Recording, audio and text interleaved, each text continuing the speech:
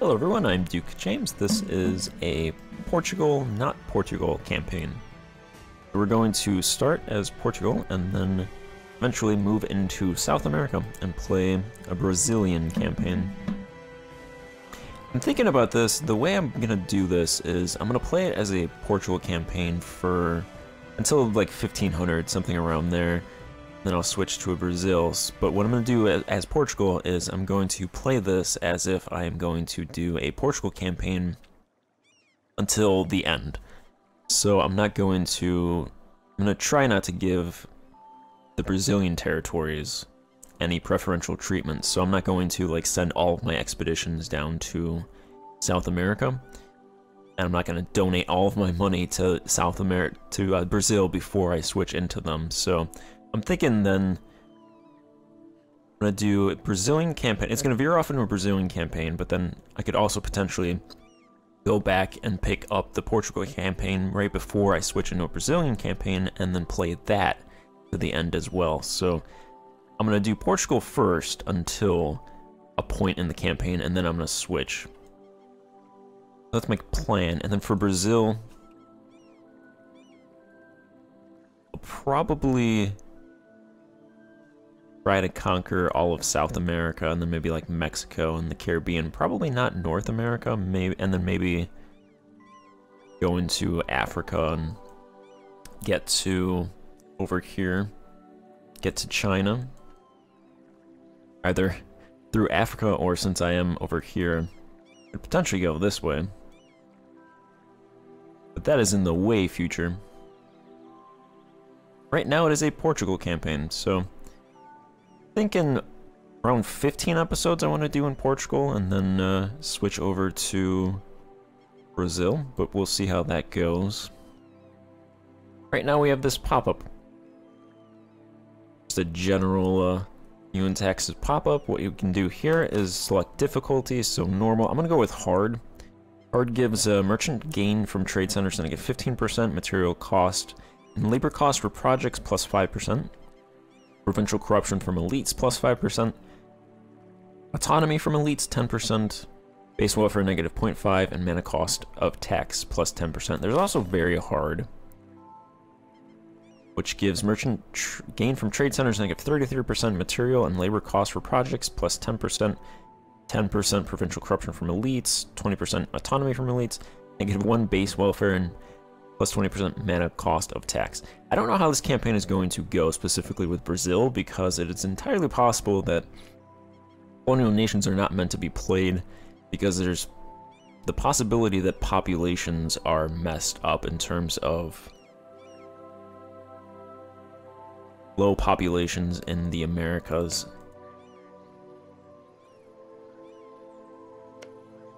Let's see, population 16,000. What are the population? 37,000. It's entirely possible that I get over to South America and there's just not enough population over here. There's a lot of nomads. Some of these provinces I think have a ton of population, but most of them have small amounts. But I think they did bump up the population. Now, they might all just die to diseases, so that is one possibility. So I'm just going to keep this on hard for now. And then historical tags, sure. Culture conversion speed and religious minority speed. This isn't speed. Religious minorities will merge together and tools will be available to remove minorities completely. Still work in progress. Let's just leave these on gameplay and not on historical tags. And that is good enough. Get the Terra Incognita back. This is obviously not Iron Man mode. I'm thinking in terms of Iberia. The Portugal campaign that I would play to the end. Even if I don't do that, I'm going to think in that mindset. So for Iberia, I would play that tall. So I'm not going to conquer any of Castile's territory before like 1500 if I do it in that Portugal campaign. But I will do things like conquering Morocco, conquering North Africa. So I think that's where a lot of my effort's going to be in that period up until 1500. Alright, let's see. Portugal. Our ruler is Afonso IV de Borgonha. He's a 3/3/3. He is trusting, which gives forward spy detection negative 10%, spy network construction negative 5%, possible advisors +1, yearly corruption plus 0.03. He is a sinner, tolerance of the true faith negative 1. Our heir is Pedro de Borgonha. He's a 4/3/2. He's arbitrary. National unrest +3, diplomatic rep negative 0.5, unjustified demands negative 20%, cost to fabricate claims negative 20%, cost to justify trade conflict negative 20%, liberty desire and subjects +10%, change rival cost negative 20%.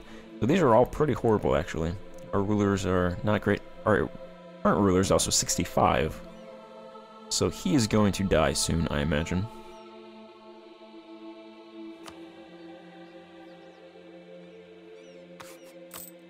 Make 2 ducats, but that's probably going to change. I'm going to grab some advisors. Interest per annum, merely prestige, urban production efficiency, and commerce production inefficiency.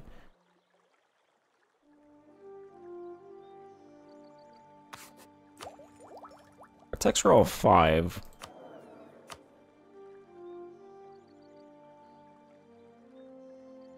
This guy is nobles. I'm going to go ahead and just grab this guy for now. Then dip some morale of navies, light ship combat ability, diplomatic rep, relations, diplomatic tech cost, negative 2.5%, diplomatic tech cost, morale of navies. A lot of morale of navies for dip advisors, and dip tech cost reduction.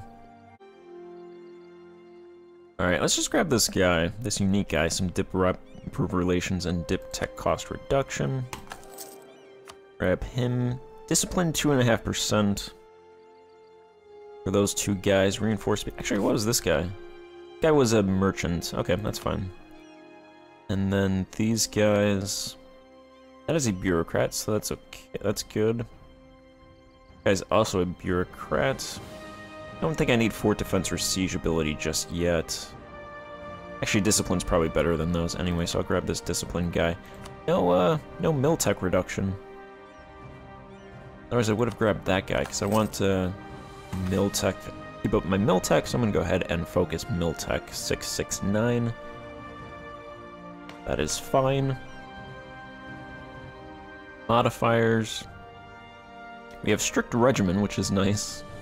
After playing Vietnam, so strict regimen gives 6% morale of armies, 3% discipline, 12% fort defense, recover army morale speed plus 3%, siege ability 6%, movement speed 6%, yearly army professionalism 1.3%. Executive authority, 50% authority. All of the factions are neutral from the start, which makes sense. Admin tech, dip tech, and mill tech.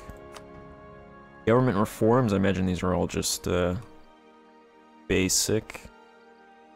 Most of these still don't do anything. They are irrelevant, like this says. You're rivaled with Granada. There's a new screen here, which was probably changed in the base game. Which tells you who they're, if they view you as a rival, so I'll go ahead and just rival them. Get rid of rooting out corruption.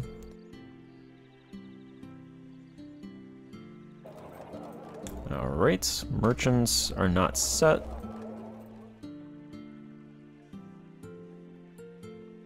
I think there's 2 obvious places for well,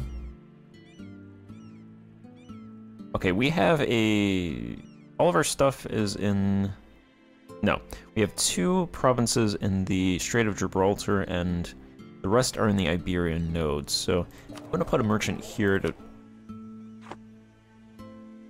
gonna put a merchant there. Since we own provinces here, we can trade with another one, so another node? I'm not going to put a merchant in Iberia then. The only question is, where do I want to put that merchant?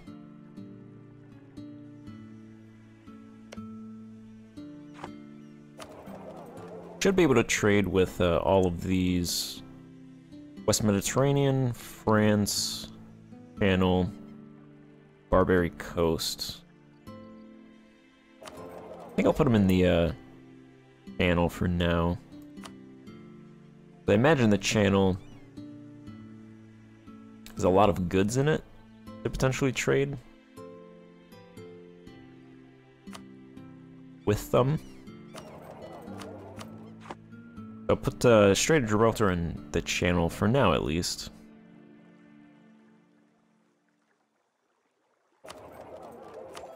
Alright, techs. We do not have commercialization. Commercialization should be spreading. Should be a lot easier to get that now versus before. Because I remember my Castile campaign, we didn't get commercialization until like 1425, which was horrible.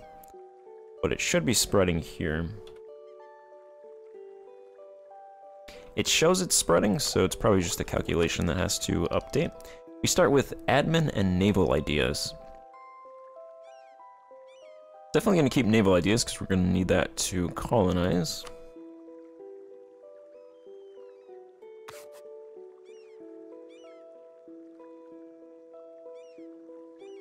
So I will keep that. Admin. What does admin give? Fort maintenance, yearly inflation reduction, harsh treatment cost, advisor cost, possible advisor, stability increase, yearly corruption, negative 0.25. That's nice. Provincial corruption from autonomy, negative 10%. That pretty much negates the negative malice from playing on hard. Envoy travel time, negative 33%. Monthly autonomy change, negative 0.05. I think administrative is definitely good for larger nations. I'll keep it for now just because we have it fully completed, so I don't see any reason to rush out of that. I didn't mention this in the other episode, but these policies now don't show a second group, so I think they remove them. I think the idea is that you don't need a second idea group. You can just you can complete one idea group and then you get that policy for free now. But I'm not entirely sure about that, but they don't list a second idea group. It just says plus default policy 1 ideas, so I don't believe that I can actually access these right now, actually. Because I did test it out where I took... Well, I can't even test it out because I don't know what the second idea group is supposed to be for these, because they don't list anything, so I don't think they're...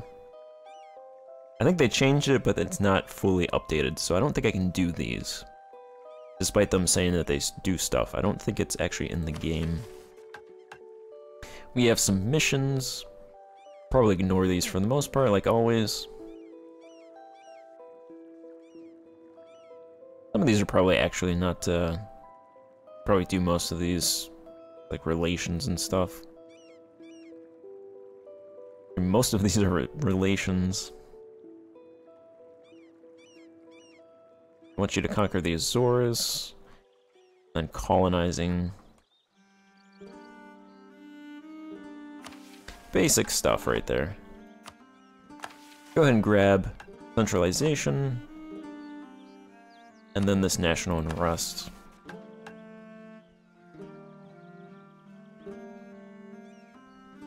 We have national decisions, demand promotion to empire, form Spanish nation, request promotion to empire, explore the Saharan coast. No matter our struggles, the profit of the Saharan trade has ensured the prosperity of Iberia and our heathen neighbors. It is high time that we explore the origins of this trade and sponsor new voyages to explore our southern frontier, spread Christianity, and ensure our realm's ongoing prosperity. Where's Henry the Navigator? This is gives Age of Exploration, which gives a colonist, light ship cost negative 10%, yearly navy tradition plus 0.05, 10% colonial range, 10 prestige, costs 200 dip and 50 mill power. As a free colonist. For that, you need to embrace commercialization, complete naval ideas, Diptech has to be 11.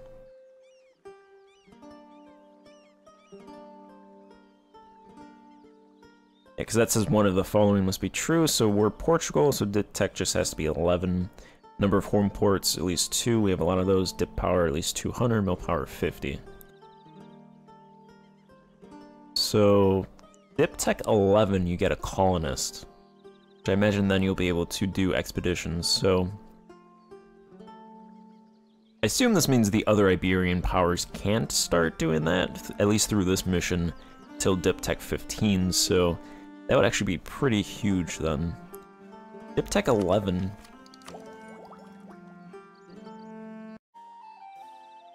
Diptech 11 should be around 60-ish years. Which is around 16-ish around there, which actually lines up when Henry the Navigator was doing his explorations, so that's definitely what they want this to be. The comparison to in real life. This is pretty much Henry the Navigator's mission.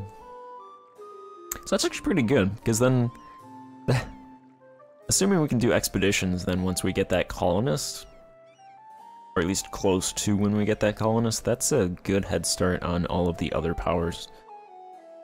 The Iberians pretty much had a huge head start on the other guys, but that's a huge head start for Portugal on the Iberians. So it's a head start on top of a head start. We are Catholic. I don't know if any of this stuff is actually in the game yet. Church influence, country piety.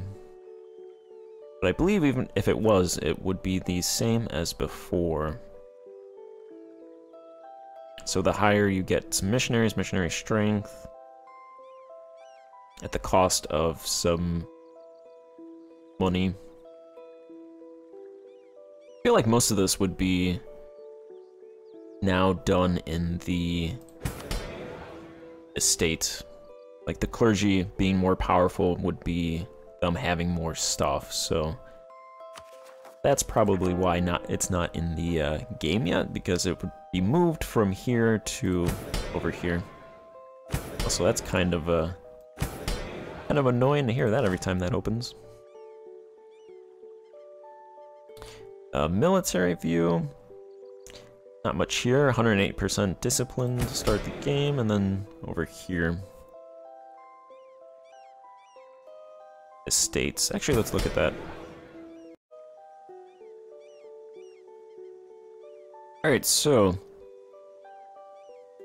Actually, no, I'm not going to look at this pie chart until the game updates, because it's entirely possible that this stuff is going to change.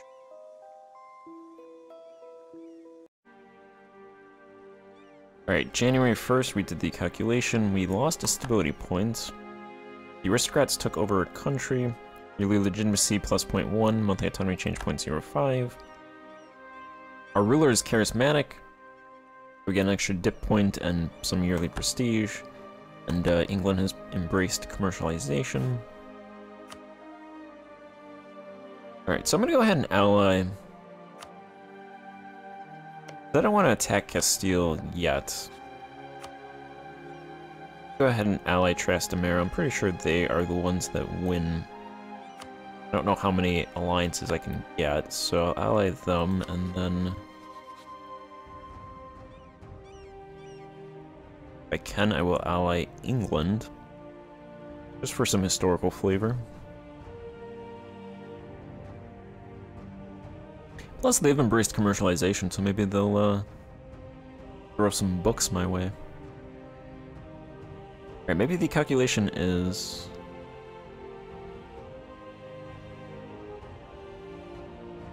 okay, that wasn't bad. Let's go ahead and ally them.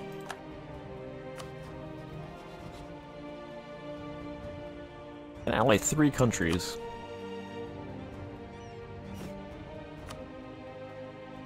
Everybody wants to ally me. France wants to ally. Interesting. Interesting. I actually prefer a French alliance over a English alliance. Imagine they're gonna fight each other multiple times again. Who's France? Right? France isn't even rival to anyone. Probably because they're at war, so they can't rival anyone. England is rival to Naples.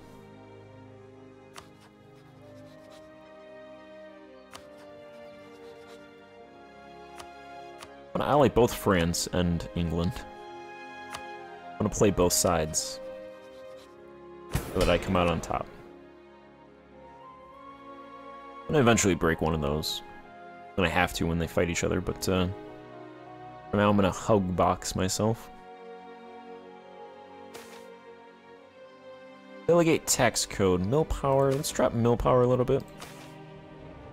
Down to 20. Drop dip power down to 20 as well. Bump admin power up a little bit. Delegate taxes. And I can't rent out condottieri because of their new system. So they've disabled condottieri. I think this is just temporary because they've done this in the past and then they've put it back in, but unfortunately we can't rent out any condottieri, which is what I would be doing in the Civil War for some extra cash. But we can't do that, so I'm going to go ahead and just drill.